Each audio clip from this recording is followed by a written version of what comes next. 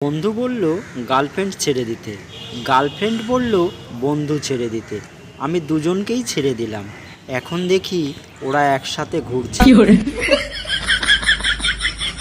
রাস্তাঘাটে প্রেমের প্রস্তাব না দিয়ে বাড়িতে গিয়ে বিয়ের প্রস্তাব দিন, তাতে অন্তত রিজেক্ট হলেও চা জল খাবার খেতে পারবে। 18 বছরের আগে বিয়ে হলে পুলিশ এসে বিয়ে বন্ধ করে দেয়, কিন্তু 18 পেরিয়ে 36 হলেও পুলিশ এসে বিয়ের ব্যবস্থা করে দেয় না কেন? স্ত্রী: মা বাবাকে বৃদ্ধাশ্রমে রেখে আসছো তো? স্বামী: হ্যাঁ। স্ত্রী: যাওয়ার পথে কোনো সমস্যা হয়নি তো? স্বামী: তোমার মা যেতে চাচ্ছিল না। প্রথম প্রেমে পড়লে প্রেমিকার বাড়ির কুত্তা বিড়ালকেও নিজের আত্মীয় মনে হয়। শাশুড়ি: বুঝছো বৌমা? বৌমা: হ্যাঁ মা বলুন।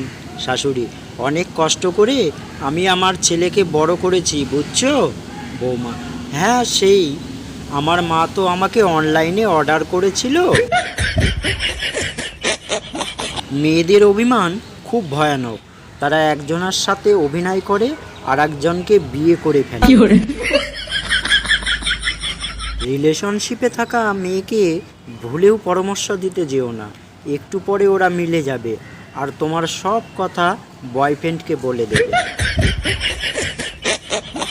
যে মেয়েটা রাতের বেলায় ভূতের ভয়ে বাথরুমে যেত না, সে মেয়েটা আজ কোনো একটা ছেলের জন্য একাই বাঁশবাগানে যায়।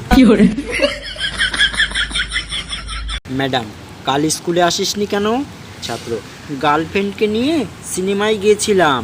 ম্যাডাম: স্কুল বাদ দিয়ে সিনেমা? ছাত্র: ম্যাডাম, মানে গার্লফ্রেন্ড খুব জেদ করেছিল। ম্যাডাম: এই বয়সে গার্লফ্রেন্ড কে? তার নামটা বল দেখি।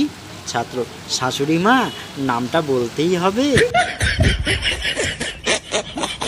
রানী খুঁজে লাভ নেই, রাজ্য বানাও, রানী তোমাকেই খুঁজবে। অতএব নোট থাকলে ঠোঁটের অভাব হয় না।